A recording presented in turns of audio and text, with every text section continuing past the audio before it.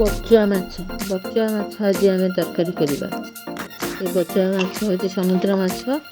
तेणु हल्दी आउ लुण देकरी भल भाव गोल नवा।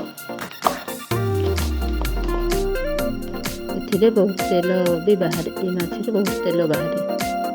एथपाई आम मसला जीरा, लंका गुंड, धनिया गुंड, पियाज, रसुण, अदा, टमाटो और कच्चा लंका ये भी नवा।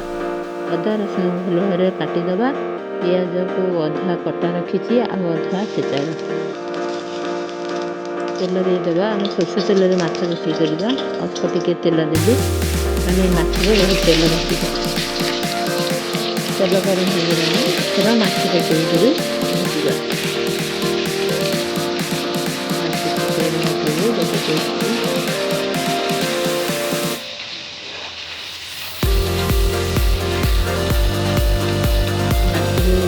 स्वाद अच्छे तेल बाहर ए बहुत खारमिक अच्छे जोटा कि आम बगुदानी निहती जरूरी।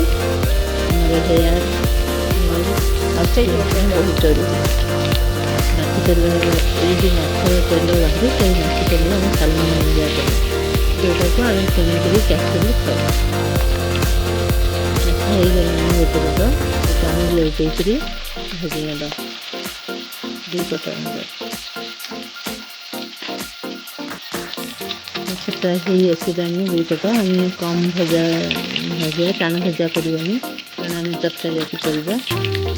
तरकारी आम टे कम भजा करवा। भजा खाइबार होती टाण टाण भजा करते भल लगे खाइबा। काढ़ीदेवा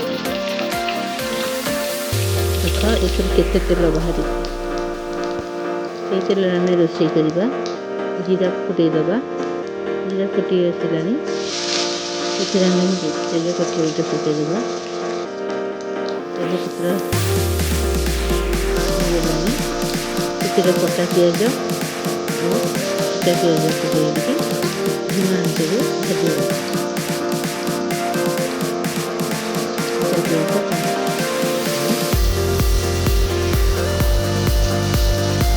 पियाज आम धीमा आंच भाजवा।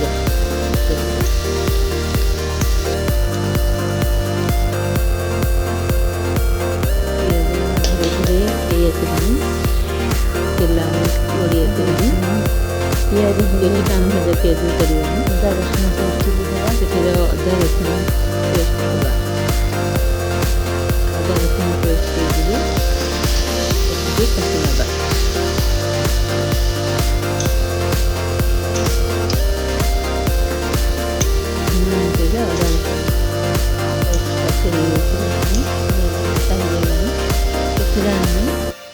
गुंड मसला जाक देकी नवा।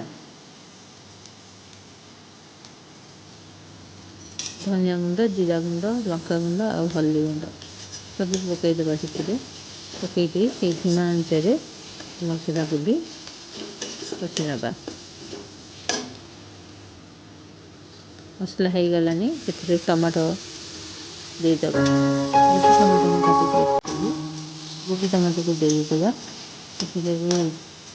लुण देवा। लुण देले टमाटो शीघ्र सीझी जाए। मसला देने लुण देकर टमाटो को धीरे धीरे मसला सहित भाजी।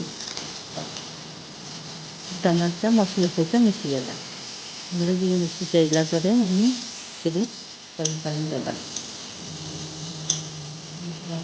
आसलानी टमाटो भी भल मिसी जाए मसला सहित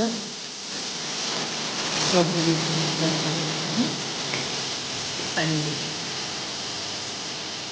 गरम पानी देते टे पानी गरम कर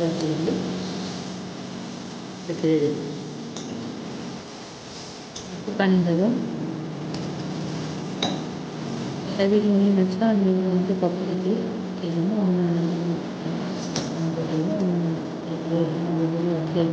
खाई माछ तरकारी भी टिके राग और भी भल लगे। पानी टे आसलानी झोल माछ पकईदेवा। ମାଛ ପକାଇ ତାକୁ 5 ମିନିଟ୍ ପାଇଁ ସିଝିବା ପାଇଁ ଛାଡ଼ିଦେବା ସେଥିରେ। 5 ମିନିଟ୍ ଛାଡ଼ିଦେଲେ ମାଛ ବି ସେଥିରେ ସିଝିଯିବ।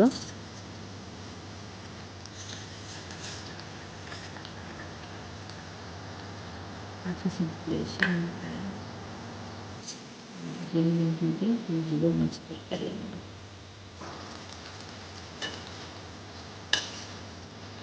ମାଛ ହେଇ ଆସିଲାଣି ପ୍ରାୟ। ଏଥିରେ ଆମେ ଗରମ ମସଲା ପକାଇବା। ଗରମ ମସଲା ଦେଇକରି ଆମେ ମାଛ ତରକାରୀ କହିଦେବା। ଗୋଟେ ମିନିଟ୍ ଦେଇକରି ଆମେ ମାଛ ତରକାରୀ ରଖିଦେବା।